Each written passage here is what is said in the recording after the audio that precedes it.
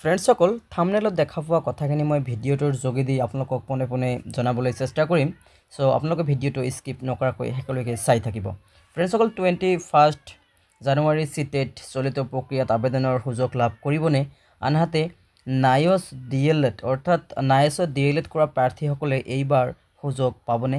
So এই দুটা কণ্টেণ্টক লৈ বহুতো প্ৰাৰ্থীয়ে মোক কমেণ্ট ছেকশ্যনত জনাইছে। সো আমি এই ভিডিঅ'টোৰ যোগেদি কথাখিনি আলোচনা কৰিবলৈ চেষ্টা কৰিম। সো আপোনালোকে ভিডিঅ'টো স্কিপ নকৰাকৈ শেষলৈকে চাই থাকিব। ফ্ৰেণ্ডসকল প্ৰথমতে মই 21 জানুৱাৰী চিটেট চলিত প্ৰক্ৰিয়া আবেদনৰ সুযোগ লাভ কৰিবনে এই বিষয়ে মই ক'ম। সো এইখিনিতে যদি আমি ক'বলৈ যাওঁ যে আমাৰ চিটেট এক্সামিনেশ্যন যেটো 21 জানুৱাৰী হৈ গ'ল। সো এইটো কেৱল আমাৰ 8-9 দিনমান হ'ল শেষ হ'বলৈ বা এক্সামটো হ'বলৈ, কিন্তু আমাৰ ইয়াৰ এক্সামৰ যিটো ৰিজাল্ট আছে সেইখিনিৰ বাবে আমাক ৱেইট কৰিব লাগিব এটলিষ্ট 21 या 22 ডেজ। সো আমাক ইমান দিন ৱেইট কৰিব লাগিব যিহেতু আমাৰ ৰিজাল্টৰ কথা আছে। কিন্তু ইপিনে আমি আকৌ দেখা পাইছোঁ যে আমাৰ যিটো ৰিকুৱাৰমেণ্ট প্ৰচেছ চলি আছে ইয়াৰ অন্তিম তাৰিখ হৈছে 2 ফেব্ৰুৱাৰী। আনহাতে ইয়াৰ এপ্লাইৰ ডেট ষ্টাৰ্ট হৈছিলে 2 জানুৱাৰী। ডেট মিনছ আমি একমাহ এপ্লাইৰ কাৰণে সুযোগ পাইছিলোঁ, কিন্তু আমাৰ হাতত কেৱল আৰু মাত্ৰ 3 দিনহে বাকী আছে এপ্লাইৰ শেষ ডেট লৈ। সো এইখিনিতে আমি ক'ব লাগিব যে যদিহে আমাৰ ডেট এক্সটেনশ্যন কৰে তেনেহ'লে আমি কিন্তু কেৱল এক সপ্তাহে নহয় 2 সপ্তাহ নহয়, আমাক 3 উইকছ এক্সটেণ্ড কৰিব লাগিব। সো 3 উইকছ যদি এক্সটেণ্ড কৰে তেনেহ'লে আমাৰ চিটেটখিনি ইয়াত চান্স পাব, আদাৰৱাইজ চান্স নাপায়। কিন্তু আচলতে এইখিনি ডেট এক্সটেণ্ড কৰিবনে নাই এইখিনি আমাৰ অসম চৰকাৰে ভালকৈ জানিব, কিন্তু আমি এইখিনি সঠিককৈ ক'ব নোৱাৰোঁ। সো পৰৱৰ্তী সময়ত কি কৰে সেয়া লক্ষণীয় হ'ব। কিন্তু মোৰ মতে আচলতে এইখিনি যদিহে ৱেইট কৰিব যায় চিটেট ৰিজাল্টৰ বাবে তেনেহ'লে এইটো এটা লং প্ৰচেছত যাব, 3 উইকছ ৱেইট কৰিব লাগিব।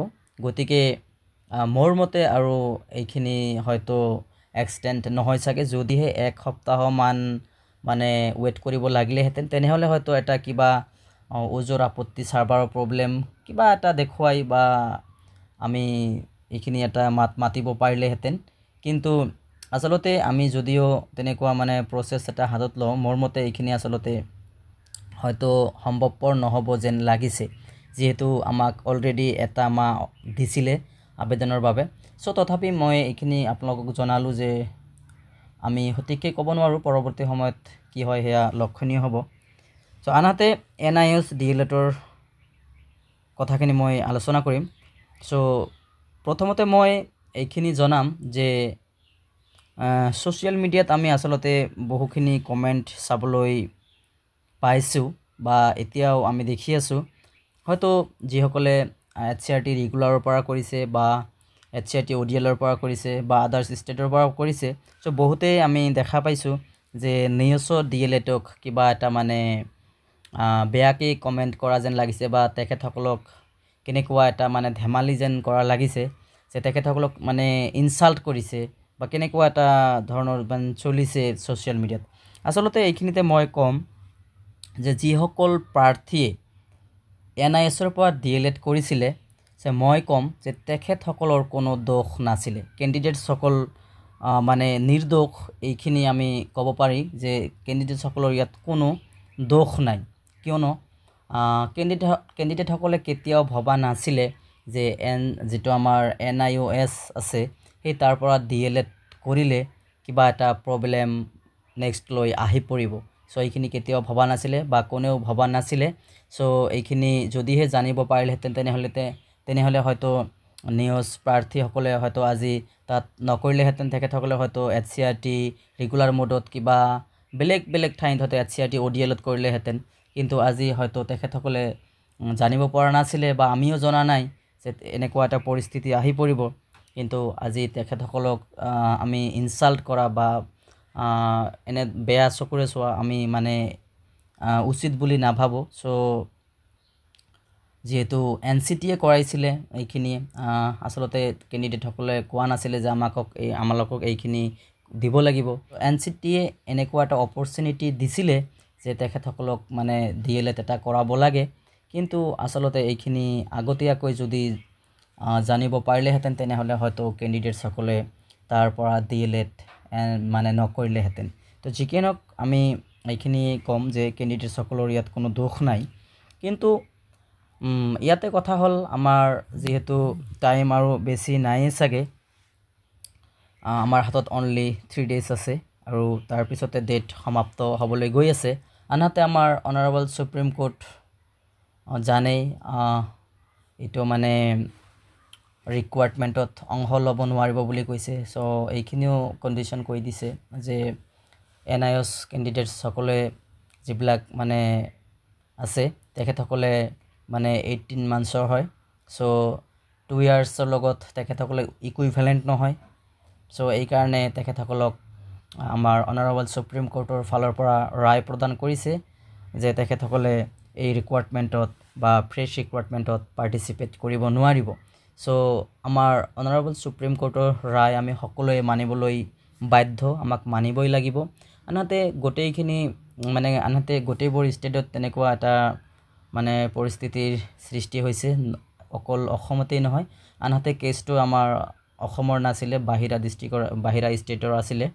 চ' কালক্ৰমত সকলো ষ্টেটতে তেনেকুৱা এটা পৰিস্থিতি পৰিলক্ষিত হোৱা দেখা গৈছে। আনহাতে সকলো ষ্টেটে আমাৰ অনাৰেবল সুপ্ৰিম কোৰ্টৰ ৰায় মানিবলৈ বাধ্য হৈছে। চ' পৰৱৰ্তী সময়ত হয়তো যদিহে আমাৰ NIOS প্ৰাৰ্থীসকলে আমাৰ অনাৰেবল সুপ্ৰিম কোৰ্টত ৰিভিউ পিটিশ্যন কৰি বা কিবা কৰি যদি আমাৰ অনাৰেবল সুপ্ৰিম কোৰ্টৰ পৰা ৰায় আনিব পাৰে, হয়তো তেখেতসকলে এপ্লাই কৰিব পাৰিব বা ভেলিড হ'ব তেতিয়া। কিন্তু আমি দেখিব পাইছোঁ যে হাতত কেৱল 3 দিনহে মাথোন আছে। সেই পৰিপ্ৰেক্ষিতত আমি ক'ব পাৰোঁ যে 3 দিনৰ ভিতৰত হয়তো কাম কৰা সম্ভৱপৰ নহ'ব। আনহাতে আমি বহুদিনৰ পৰা শুনি আছোঁ যে NIOSৰ কিবা এটা পজিটিভ ৰিজাল্ট ওলাব। লাষ্ট 22 যিটো আছিলে 22 জানুৱাৰী, তাত কিবা এটা পজিটিভ ৰিজাল্টৰ কথা আছিলে, বাট নাই। আনহাতে আৰু এটা ডেট এক্সচেঞ্জ কৰি 29ৰ কথা আছিলে, তাতো নাই। আকৌ শুনি আছোঁ 16 আছে। চ' মই ভাবোঁ এনেকৈ মানে আৰু কনফিডেন্স যিটো আছে মানুহৰ কনফিডেন্সটো এইটো হেৰাই পেলোৱাৰ মানে দৰে হৈছে। আনহাতে মই এইখিনিতে ক'ব পাৰোঁ যে যিহেতু হাতত কেৱল 3 দিনহে আছে, চ' এই 3 দিনত মোৰ মতে কিমানখিনি কাম আগবাঢ়িব, চ' এইখিনি বহুত মানে সন্দেহৰ কথা। চ' আমি ক'ব পাৰোঁ যে আমাৰ অনাৰেবল সুপ্ৰিম কোৰ্টৰ ৰায় হিচাপত NIOS কেণ্ডিডেটসকলে এই ৰিকুৱাৰমেণ্টত পাৰ্টিচিপেট কৰিব নোৱাৰিব। আনহাতে বহুতেই হয়তো ইতিমধ্যে এপ্লাই কৰিছে বা কৰি আছে, হয়তো সেইখিনি একচেপ্টেবল নহ'ব যিহেতু আমাৰ অনাৰেবল সুপ্ৰিম কোৰ্টৰ এইটো অৰ্ডাৰ। হয়তো আপোনালোকে যদিহে পৰৱৰ্তী সময়ত কিবা ৰায় আনিব পাৰে, হয়তো আপোনালোকে নিশ্চয়কৈ ভেলিড হ'ব। আনহাতে আমি আশা ৰাখিছোঁ যাতে আপোনালোকে কিবা এটা পজিটিভ ৰিজাল্ট আনিব পাৰে, যিহেতু আমি জানো আমি সকলোৱে এইটো স্বীকাৰ কৰিব লাগিব, মানিব লাগিব যে কেণ্ডিডেটসকলৰ ইয়াত কোনো দোষ নাই। তেখেতসকলে বিচৰা নাছিলে যে আমাক এইখিনি দিব লাগিব, কিন্তু NCTৰ ফালৰ পৰা এইখিনি এওঁলোকক কৰাৱা হৈছিল। চ' এতিয়া তেখেতসকলৰ এটা মানে যিহেতু অধিকাৰ আছে বা তেখেতসকলৰ DLEDটো হয়তো বিফলে যাব নালাগে বা তেখেতসকলৰ কিবা এটা যাতে ভাল পজিটিভ ৰিজাল্ট আহে, এই বুলি নহ'লেও পৰৱৰ্তী সময়ত যাতে তেখেতসকলে ভেলিড হয়, তাৰ বাবে আমিও আশাবাদী। চ' ভিডিঅ'টো মই প্ৰস্তুত কৰিছিলোঁ আচলতে কাৰো সপক্ষে বা বিপক্ষে কোৱাৰ বাবে নহয়। চ' আপোনালোকে কাইণ্ডলি কোনেও নেগেটিভ চেন্সত নল'ব আৰু পাৰিলে আপোনালোকে নেগেটিভ কমেণ্ট নকৰিব। আনহাতে ভিডিঅ'টো যদিহে ভাল পাইছে তেনেহ'লে লাইক কৰিব আৰু পাৰিলে চেনেলটো ছাবস্ক্ৰাইব কৰিবলৈ নাপাহৰিব। ভিডিঅ'টো গোটেইখিনি চোৱাৰ বাবে ধন্যবাদ।